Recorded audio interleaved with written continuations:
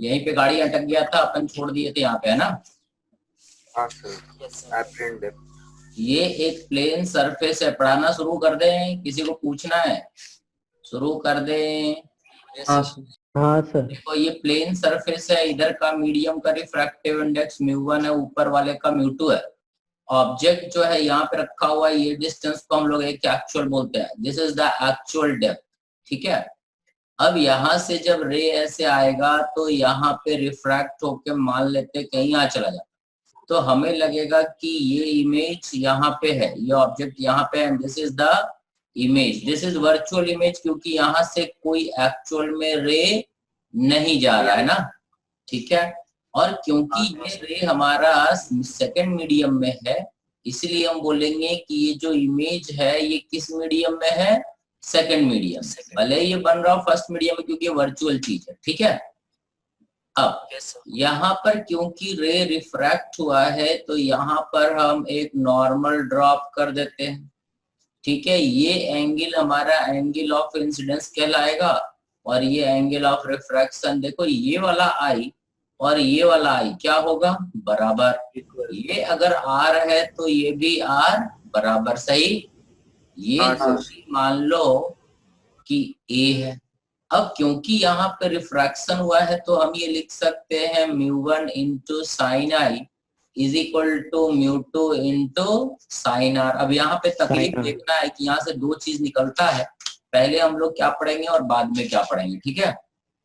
हाँ सर। यहाँ पर देखो साइन आई तुम्हें दिख ही रहा होगा, यहाँ से लिख सकते हैं μ1 साइन आई। साइन आई मतलब बड़े वाले ट्राइंगल से देखो, perpendicular by hypotenuse root over a square plus h actual का स्क्वायर। देखो तो साइन आई ठीक है, हाँ ना बोला मैं सही से, देखो देख परपेंडिकुलर बाय ये सही है। हाँ सर। दूसरा हो जाएगा this is μ2 into sine r. Sine r ये छोटा वाला ट्राइंगल में लेना, तो ये हो जाएगा a by root over a square plus h square. A और ए कट जाएगा, सही है। सो यहाँ से आ जाएगा μ1 into root over a square plus h apparent का square is equal to μ2 into root over a square plus h actual का स्क्वायर, सही है। अरे सही है, ठीक है। अब यहाँ पर तकलीफ क्या है कि ये अपेरेंट डेप्थ क्या होगा वो ए पे डिपेंड कर रहा है। देखो अपेरेंट डेप्थ क्या होगा वो ए पे डिपेंड करता है, ठीक है। ए पे डिपेंड करता है मतलब पोजीशन ऑफ ऑब्जर्वर पे डिपेंड करता है, मतलब ऑब्जर्वर यहाँ पे तो ए अलग, अगर ऑब्जर्वर यहाँ पे होगा तो ए अलग, अगर ऑब्जर्वर यहाँ पे होगा तो ए अलग। मतलब इस समझ में है, अगर ये ऑब्जर्वर का पोजीशन बदल दे तो एच अपेरेंट बदल जाएगा ना। हाँ सर, ठीक है। तो इस सिचुएशन में अगर आई और आर बहुत छोटा नहीं है तो ये जो एच अपेरेंट है वो एच ए पे डिपेंड करेगा और एच एक्चुअल पे डिपेंड करेगा, ठीक है ना। इफ, ठीक है, यहां तक समझ गए हो। इफ ए टेंस टू 0 मतलब ए बहुत छोटा है, अगर ए बहुत छोटा है मतलब ये हुआ कि ये तो है, ठीक है। ए बहुत छोटा हुआ का मतलब ये हुआ कि ये μ2 है, ये μ1 है, और ये जो हमारा नॉर्मल है ऑब्जेक्ट जो यहाँ पे, अगर ऑब्जर्वर यहीं से देख रहा है, करीब करीब ऑब्जेक्ट के ऊपर से ही देख रहा है, तो ये ए क्या हो जाएगा, अप्रोक्सीमेटली 0, ठीक है। अगर ए अप्रोक्सीमेटली 0 है तो हमारा एक्सप्रेशन बनेगा μ1, देन हमेशा ये वैलिड रहेगा, और इस केस में it is μ1 into h apparent is μ2 into h actual. So समझना, so h apparent is μ2 by μ1 into h actual. ये किस केस में होगा, जब a बहुत छोटा होगा, मतलब रे करीब करीब ऑब्जेक्ट के, ऑब्जर्वर करीब करीब ऑब्जेक्ट के ऊपर ही होगा, मतलब पैरेक्सल रेज बोल सकते हो, सही, ठीक है। मतलब इस सिचुएशन में if a is approximately 0, so h apparent is actually independent of position of observer. अब ऑब्जर्वर यहाँ पे हो बस a बहुत छोटा होना जरूरी है। यहाँ पे भी रहेगा तो ए बहुत छोटा होगा, तो ऑब्जेक्ट जो है उसका अपेरेंट डेप्थ जो होगा वो इंडिपेंडेंट ऑफ ए हो जाएगा, मतलब ऑब्जर्वर के पोजीशन पे डिपेंड नहीं करेगा। समझ गए? अब देखो यहाँ से दो चीजें, अगर ऑब्जर्वर का पोजीशन दिया हुआ है तब तुम्हें ये यूज करना है, समझ में आया? अगर ऑब्जर्वर का पोजीशन नहीं दिया हुआ है तो ये वाला केस यूज करना है। समझ गए? मतलब क्वेश्चन देख के तुमको समझ में आया, क्वेश्चन देख के तुमको सोचना है कि क्या बोल रहा है, ऑब्जर्वर का पोजीशन दिया है या नहीं दिया है। दिया है तो यहाँ से अपेरेंट डेप्थ निकालोगे, नहीं दिया है तो यहाँ से निकालोगे। ठीक है? ठीक है, इस डिस्टेंस को यहाँ तक समझ गए? हाँ सर। ये जो डिस्टेंस है this is called shift, delta is called shift. This is equal to h actual minus h apparent। समझ गए? समझ गए? हाँ सर। सो apparent depth, इसको कैसे याद रखना? apparent depth is mu2 by mu1। mu2 is the medium where the refracted ray exists। Image कहाँ है, ऑब्जेक्ट कहाँ है से अपने को कोई मतलब नहीं होता। mu2 is the medium where the refracted ray exists। mu1 is the medium where the incident ray exists। समझ में आया क्या? mu2 is the medium where the refracted ray exists and mu1 is the medium where the incident ray exists। हाँ sir. ठीक है? अब देखो यहाँ से दो चीज आया, ये क्लियर है ना? अभी पहले हम लोग इस पे फोकस करेंगे, पहले थोड़ा सा इसका एग्जांपल देंगे फिर इसका एग्जांपल देंगे, अपने को दोनों थोड़ा समझना है। ठीक है? आज इसी पे हम लोग फोकस करेंगे। ठीक है? अब जैसे एग्जांपल तुमको देते हैं, मान लो, ठीक है, एक एग्जांपल देते हैं, मान लो कि ये एक सरफेस है, ऊपर में एयर है, ठीक है, और एक ऑब्जेक्ट है यहाँ पे, इसका रिफ्रैक्टिव इंडेक्स म्यू है और ये हाइट मान लो h0 है। अगर एक आदमी यहाँ से देखता है, एयर से देखता है, किसको रे? ऑब्जेक्ट को, then what is the apparent depth as seen by? Apparent depth कहाँ से निकलेगा? टॉप सरफेस AB से निकलेगा। एयर है तो एयर का रिफ्रैक्टिव इंडेक्स क्या हो जाएगा? 1। क्या लिखोगे h अपेरेंट? बोलो। h0 by mu। Very good, h0 by mu। ठीक है, तो यहाँ पे हम लिखेंगे mu2 by mu1 into h actual। mu2 क्या है? Is the medium where the refracted ray exist 1 और mu1 इंसिडेंट रे mu और h actual हो गया h0। सही है ये? मतलब ये जो रे जाएगा करीब करीब ऐसा जाएगा और ये इमेज यहाँ पे दिखाई देगा। This depth is h0 by mu, मतलब इमेज जो है, ऑब्जेक्ट जो है इतना ऊपर शिफ्ट हो जाएगा। So we can shift is equal to h0 minus h0 by mu। ठीक है, is h0 1 minus 1 by mu। Clear है? हाँ सर। अब इसी को उल्टा कर दे। उल्टा कर दे मतलब कि मान लो, ठीक है, मान लो ये एयर है और ये मीडियम है, एक ऑब्जेक्ट को यहाँ रख दे एयर में और ये हाइट h0 रख दे और तुमको बिठा दे पानी के अंदर। अब हमने ऑब्जर्वर का पोजीशन तो दिया नहीं, मतलब तुमको पैरेक्सियल मान के सॉल्व करना है। Now tell me what is h apparent. ठीक है, तो यहाँ पर सही ना? सही बोले? यहाँ से रे ऐसा आएगा, ये हमारा इंसिडेंट रे कहलाएगा और ये यहाँ से ऐसे रिफ्रैक्ट होके आंख में जाएगा। ठीक है, ये रिफ्रैक्टेड रे कहलाएगा। तो ये हमारा mu2 by mu1 into h0। mu2 is the medium where the refracted ray exists। तो refracted ray किस मीडियम में एग्जिस्ट करता है? म्यू में। ठीक है, mu1 is the medium where the incident ray exists, ये 1 और ये h। So in this case it is mu times h0। मतलब ये जो रे है ऐसा लगेगा कि ऊपर से चला आ रहा है, इमेज यहाँ दिखाई देगा। इस केस में अपेरेंट डेप्थ बढ़ जाए और इस केस में अपेरेंट डेप्थ कम हो जाएगा। समझ गए क्या? है ना? समझ गए? इसमें शिफ्ट अगर हम देखें तो इसमें कितना शिफ्ट हो गया? दिस इज शिफ्ट, और यहाँ पर जब शिफ्ट बोलेंगे तो ये हो जाएगा apparent depth minus actual depth. ठीक है, ये हो जाएगा mu times h0 minus mu minus 1 into h0। समझ गए क्या? अरे क्लियर है? हाँ सर। हाँ सर।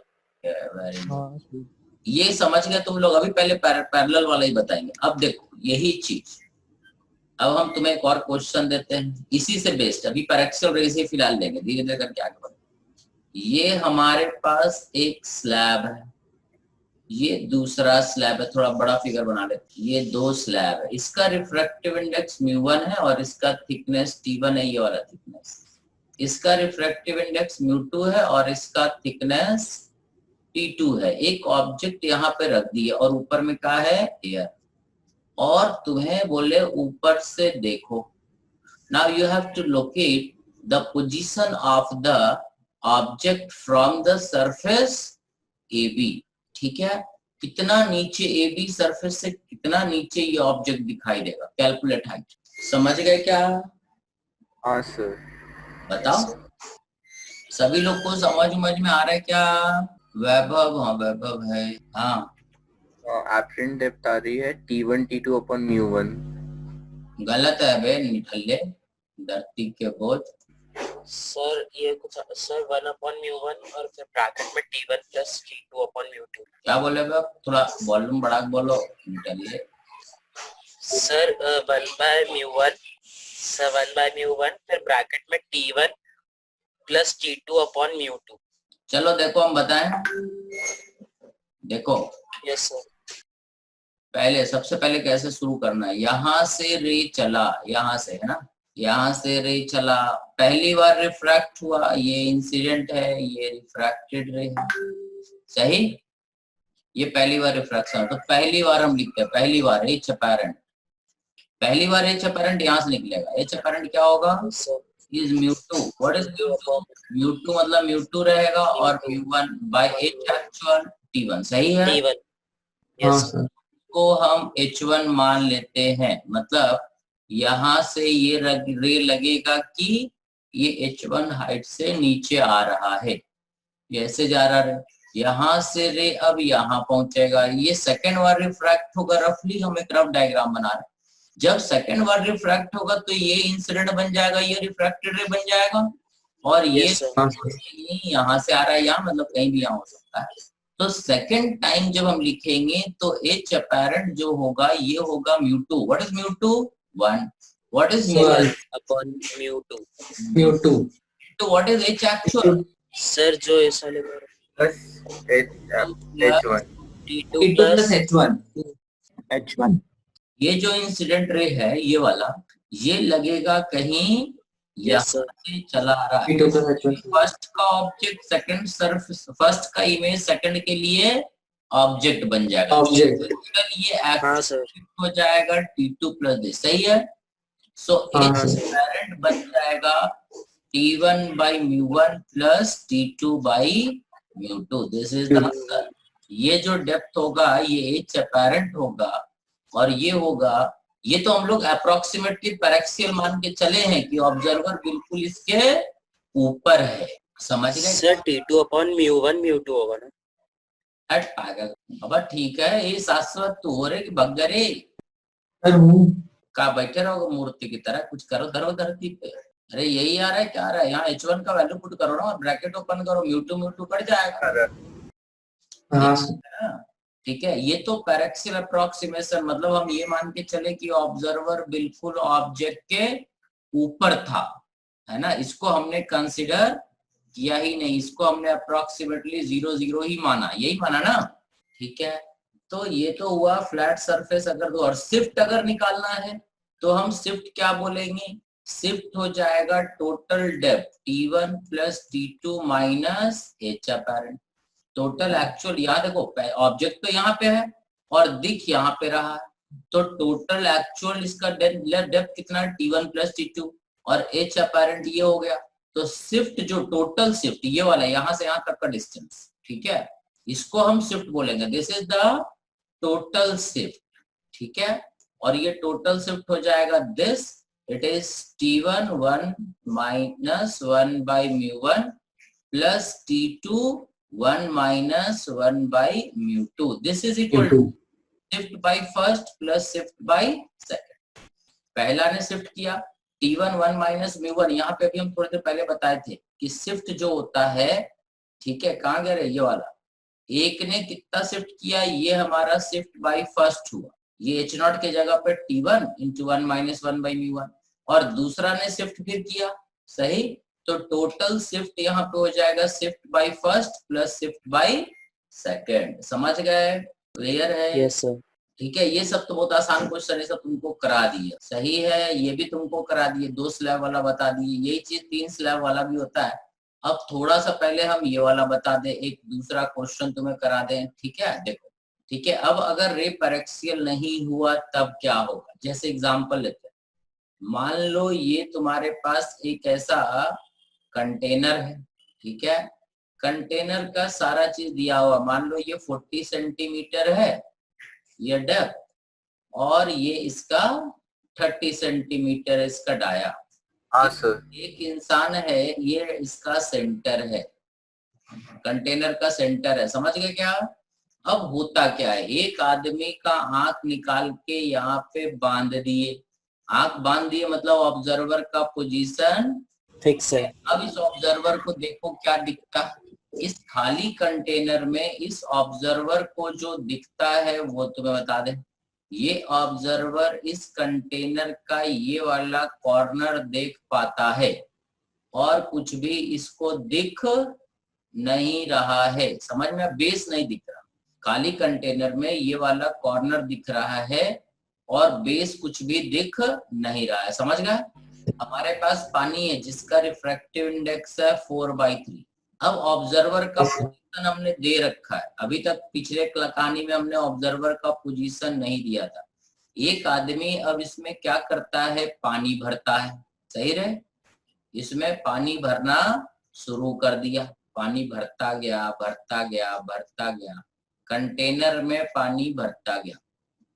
अब सही, पानी का रिफ्रैक्टिव इंडेक्स दिया हुआ है, पानी भर दिया, पता नहीं कितना पानी भरा, ठीक है।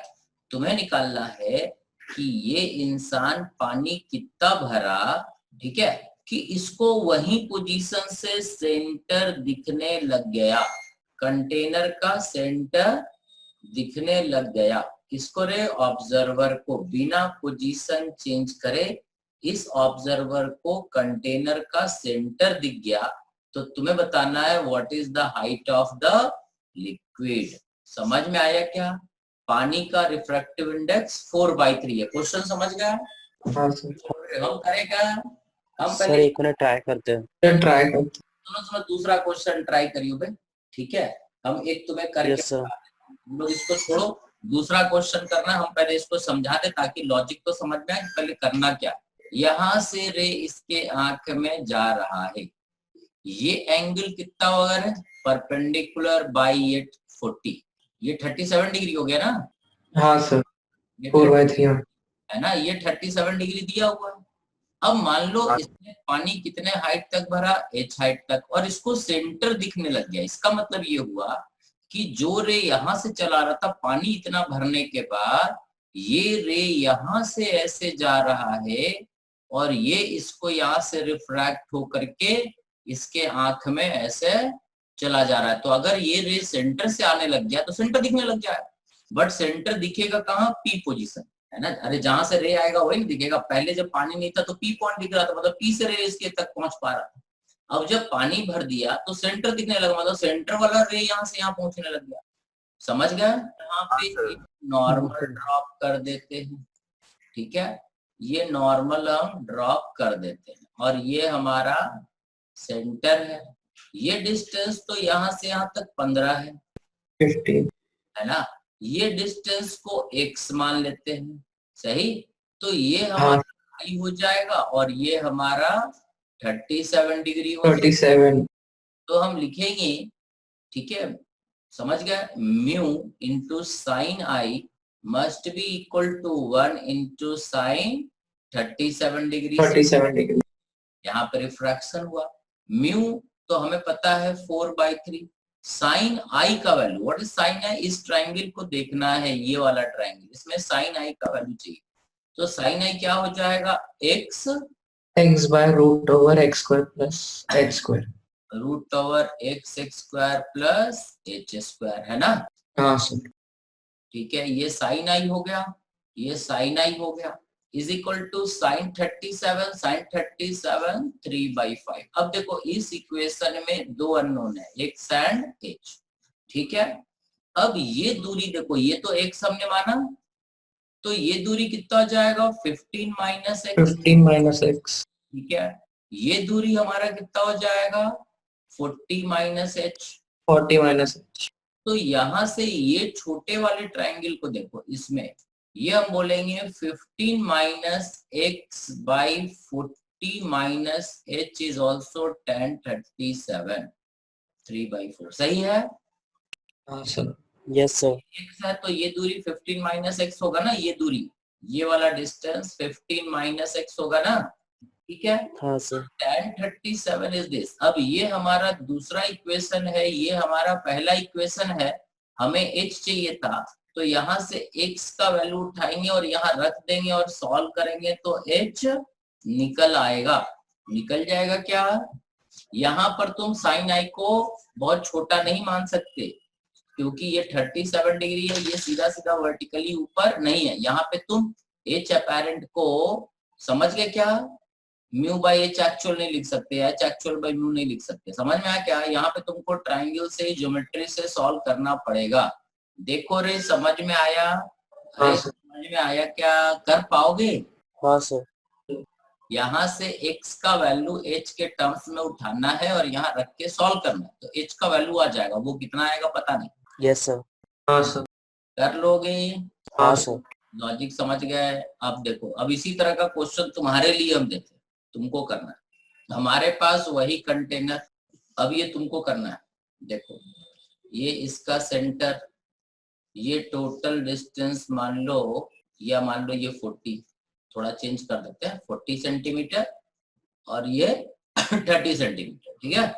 यहाँ पर तुम्हारा आंख फिक्स कर दिए, तुम्हें यहीं पे बैठे बैठे क्या दिख रहा है, पी पॉइंट दिखता, और कोई पॉइंट नहीं दिखता। यहाँ से बैठे बैठे पी पॉइंट दिखता है, सही है। ऑब्जर्वर का पोजीशन, यस सर। इस कंटेनर में तुमने क्या करा, एक पता नहीं किस रिफ्रैक्टिव इंडेक्स का लिक्विड पूरा भर दिया, कंटेनर को पूरा एक लिक्विड से भर दिया, पता नहीं क्या रिफ्रैक्टिव इंडेक्स है, बट तुम्हें ये रिफ्रैक्टिव इंडेक्स निकालना है। और तुम्हारे साथ क्या हुआ कि तुमको यहीं पे बैठे बैठे सेंटर दिखने लग गया, यहीं पे बैठे बैठे सेंटर दिखने लग गया, तो तुम्हें बताना है कि आखिर ये जो लिक्विड है इसका रिफ्रैक्टिव इंडेक्स क्या है, समझ गए। Yes sir. हाँ सर। जो लिक्विड हमने भरा उसका रिफ्रैक्टिव इंडेक्स क्या है, समझ गए। सर 2 मिनट पहले वाला क्वेश्चन बनाना। अब ऊपर आई हो तो गधे, सर उसका रिजल्ट नहीं। रिजल्ट तो पता नहीं, रिजल्ट तो हम लिखे नहीं, बस हम सॉल्व करना बता सॉल्व करना तुमको दूसरा क्वेश्चन है, ये तो हमने बता दिया इसलिए छोड़ दिया हम यहाँ। अब अगला क्वेश्चन जो तुमको सॉल्व करना है, थोड़ा जल्दी करियो, बंद हो जाए तो लौट आना। ये 2 इक्वेशन है, इसको सॉल्व करना है, इसको सॉल्व बाद में करियो बे, खाली इक्वेशन लिख लो, हटाएं ये स्क्रीन से। हाँ सर। सॉल्व तुम्हें ये वाला क्वेश्चन करना है, इसका रिफ्रैक्टिव इंडेक्स निकालना है। क्वेश्चन क्लियर है। लिक्विड पूरा ऊपर तक भरा हुआ, पूरा ऊपर तक भरे, बट ऑब्जर्वर का पोजीशन फिक्स है। तुम्हें बताना है कि आखिर लिक्विड का रिफ्रैक्टिव इंडेक्स, थोड़ा सा चेंज किया, ज्यादा चेंज नहीं किया। कर रहे हो कि हमें बताना है। सर कर रहे हैं। करो करो, ये तुम्हारे लिए ही है। सर √13/5। शाश्वत बोल रहा है म्यू का वैल्यू इज √13/5, ऐसा ना। ये रिफ्रैक्टिव इंडेक्स 1 से ज्यादा है कम है, नहीं कम है, कम है सर। तुम्हें बताया था रिफ्रैक्टिव इंडेक्स कभी भी 1 से कम नहीं हो सकता है। अच्छा। तो कम करा दिया अपने हराम को, निकल तुमको नोबेल प्राइज मिलना चाहिए भिखारी। तुमने लाइट का स्पीड c से ज्यादा कर दिया ना मीडियम में, चेक का करो बे, तो गलती है। दिस इज लेस देन 1, मतलब वापस कर। रिफ्रैक्टिव इंडेक्स में कसम खिलाए थे ये कभी भी 1 से कम नहीं होता है, ठीक है। तुमने तो 1 से कम करा दिया, नोबेल प्राइज जीत लिया। सर 5/3। ये बोल रहा है म्यू इज 5/3, ये हो सकता है बट पता नहीं एग्जैक्टली आंसर नहीं पता। एक बोल रहा है म्यू इज 5/3, 1 से बड़ा है तो पॉसिबल है। चलो हम बताएं, देखो बताएं क्या। यस 2√13। हाँ चलो अब देखो, ठीक है। सबसे पहले तो अपना ये नॉर्मल ड्रॉ कर लेते हैं। ये एंगल तुम्हारा पता है ये कितना है, 53 डिग्री है। यस सर 53 ये 53 रहेगा। बट अब जब हम पानी ऐसे भर देंगे तो बिना पोजीशन चेंज करे ये रे यहाँ से आने लग गया, यही हुआ ना, सेंटर से रे हाँ सर। इसके हाथ में। ठीक है, तो ये हमारा एंगल ऑफ इंसिडेंस हो गया। ठीक है, so mu into sine i must be equal to sine r. ये हमारा आर हो जाएगा और ये हमारा आई हो जाएगा, ये इंसिडेंट रे है, सही है। तो म्यू इंटू साइन आई, अब देखो ये तो 20 है और ये 30 है, सही। तो साइन आई क्या हो जाएगा, mu into sine i, sine i मतलब 20 by root over 20 square plus 30 square, सही है। 30 स्क्वायर साइन आर साइन 53 4/5 बराबर। हाँ सर। ये म्यू हो जाएगा म्यू इंटू 20 बाई, ये हो जाएगा रूट ओवर 4 और 9 13 इंटू 10, 0 0 कट जाएगा, दिस इज 4/5, सही है। ये हो गया cut 2, so mu is equal to 2 root 13/5। Check करो रे, सही है गलत है, क्या है? अरे आसान था ना रे, हाँ सर। बराबर है कि गलत है? सही है सर। सही है, मेरे ख्याल से समझ में आ गया। Yes sir. ठीक है, कितना आसान था रे, यहाँ पे बस एक लाइन ये तुमको समझना था, बाकी angle of incidence angle of refraction identify करना था, बस स्नेल्स लॉ लगा देना तो हो गया, सही है। ठीक है, ये क्वेश्चन सब तुमको करा दिया, अब एक क्वेश्चन तुम्हें और देंगे। ठीक है, ढूंढते हैं, हाँ ये वाला। ठीक है, चलो हम फोटो बना के समझाते हैं, समझ में नहीं आया, यहाँ पे बना देते हैं। ये अब सुनो रे, यही पैराक्सियल रेस का ही क्वेश्चन है, सॉरी पैराक्सियल रेस का नहीं, ये जो है अभी हम लोग जो पढ़ रहे हैं उसी का क्वेश्चन। ये एक हेमी स्फेरिकल कंटेनर है, बड़ा सा हेमी स्फेरिकल कटोरा है, कटोरा पहचान गए? हाँ सर। Yes sir.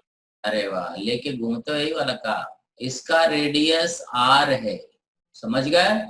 कटोरे में एक ऐसे डंडा गिरा हुआ है, बस है, कटोरे में ऐसे पतला डंडा गिरा हुआ है। ठीक है, इसका रेडियस मान लो आर है, डंडा मतलब प्लेट है, छोटा सा प्लेट डल गया।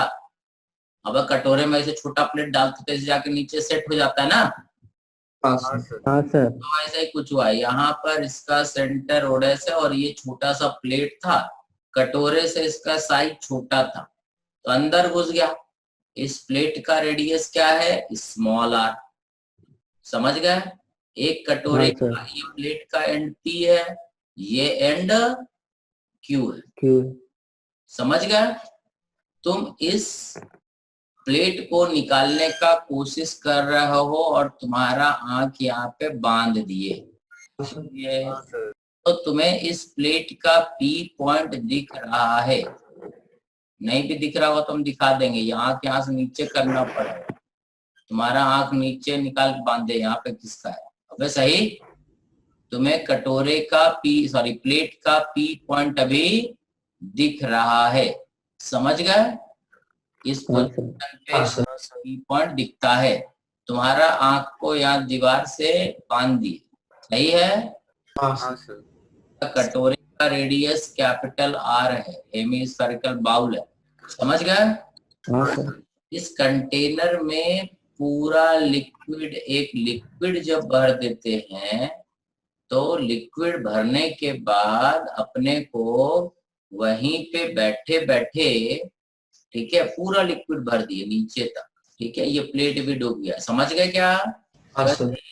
जब पूरा लिक्विड भर दिए तो कटोरे का क्यू पॉइंट दिखने लग गया, ये क्यू पॉइंट भी दिखने लग गया, किसको, ऑब्जर्वर को, समझ गए क्या।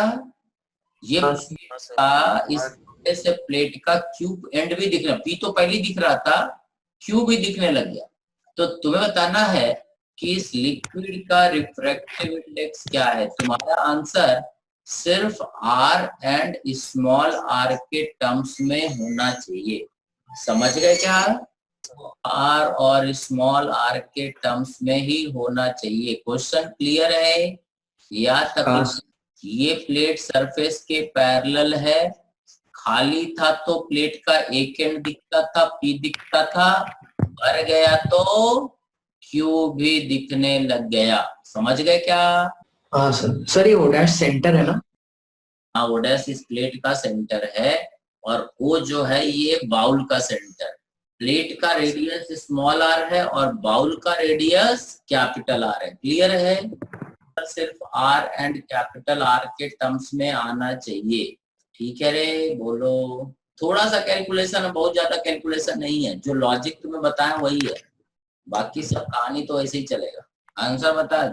म्यू इज इक्वल टू आएगा, चलो हम बताएं, सुनो रे, टाइम कम है रे, सुनो रे, बताएं। देखो थोड़ा ध्यान से अब देखना, ठीक है? थोड़ा ध्यान से देखना। यहाँ से एक लाइन हम ऐसे ड्रॉप कर देते हैं और इसको यहाँ से एक्सटेंड कर देते हैं। ये दूरी यहाँ से यहाँ कितना हो जाएगा भाई? यहाँ से यहाँ कैपिटल आ रहा है ना, और ये डेप्थ h मान लो।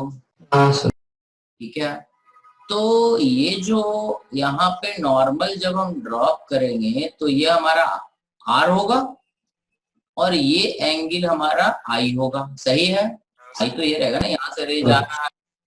हाँ सर। तो I हमारा ये हो जाएगा, R हमारा ये हो जाएगा। सबसे पहले R ढूंढते हैं। ये वाला बड़ा वाला एंगल क्या है यार? है अपोजिट एंगल है। हाँ सर। ये दूरी कितना है यहाँ से तक? Small r। तो what is tan r? tan r is equal to perpendicular r plus small r by h। ये डेप्थ h, यहाँ से यहाँ तक h। सही ना? हाँ सर। हाँ सर। और tan i देख लो। tan i is equal to, ये दूरी क्या हो जाएगा? ये बड़ा वाला यहाँ से r माइनस r बराबर है। हाँ सर। अब ये सारा चीज जब तुम्हें मिल गया और h का वैल्यू अगर देखें तो ये एक ट्रायंगल, देखो h का वैल्यू बता रहा है क्योंकि h भी तो अननोन है। यहां से इस ट्रायंगल को देखो, ये कैपिटल R है, ये कैपिटल R ही रहेगा ना। हाँ सर। ये स्मॉल r है। So h is equal to root over r square minus small r square. ठीक है? Yes sir. यहाँ पर हम लिखेंगे mu into sine i must be equal to 1 into sine r. ठीक है? तो mu is equal to sine i by, sorry, sine r by sine i. Sine r मतलब tan r का वैल्यू इतना है, तो साइन r का value क्या हो जाएगा? Perpendicular r plus small r by root over h square plus r plus small r का होल स्क्वायर। देखो ना, ये tan r है तो tan r तो r plus small r by, तो tan r का वैल्यू, ये डिस्टेंस क्या हो जाएगा? h square plus r plus small r का होल स्क्वायर। सही है? और sin i का वैल्यू क्या हो जाएगा? sin i, tan i इतना है तो ये हो जाएगा r माइनस r r का square, h square plus r minus small r का स्क्वायर। सही है? हाँ सर। अब यहाँ से म्यू का वैल्यू जो आएगा वो हो गया r plus small r into root over h square plus r minus small r का होल और डिनोमिनेटर में आ जाएगा r minus r into root over h square plus r plus small r का होल स्क्वायर। h का value तुम्हें पता है, यहाँ रख दो। सही है? h का वैल्यू पता है ना ये? हाँ सर। इसको रख दो तो तुम्हारा आंसर कुछ ऐसा आएगा, या तो ये आएगा, ये जो इधर लिखे हैं, या तो ये आएगा, और क्या हो सकता है क्योंकि आंसर हटा हुआ नहीं मेरा, r plus small r by r minus small r। A option ये है, बी ऑप्शन ये, यही दोनों में से कोई आएगा। अब इसके बाद तो कर लोगे भाई। हाँ सर। हाँ सर। h का वैल्यू यहाँ रख के सॉल्व कर दो, देखो क्या आता है। ए और बी में से दोनों में से एक आंसर आएगा। ठीक है? इसको करके रखो जरा। रूट r प्लस r पर r माइनस r आ रहा है। आ रहा है क्या? ये बोल रहा है मेरा वैल्यू पता नहीं, हम देखे नहीं, आंसर नहीं याद हमको। ये बोल रहा है r plus small r by r minus small r, ऐसा आ रहा है। चेक कर लो रे सभी लोग, कैलकुलेशन थोड़ा करना पड़, कुछ भारी नहीं था ये। तुमको समझ में आया स्नेल्स लॉ कैसे लगा है? क्लियर है कि डाउट? हाँ सर। तो अनुष्का क्लियर है? चलो किसी को कुछ पूछना है तो बताओ, नहीं तो हो गया, आज तो इतने ही रखेंगे। अब अगले क्लास से थोड़ा है ना, इसके साथ मिरर जोड़ना है।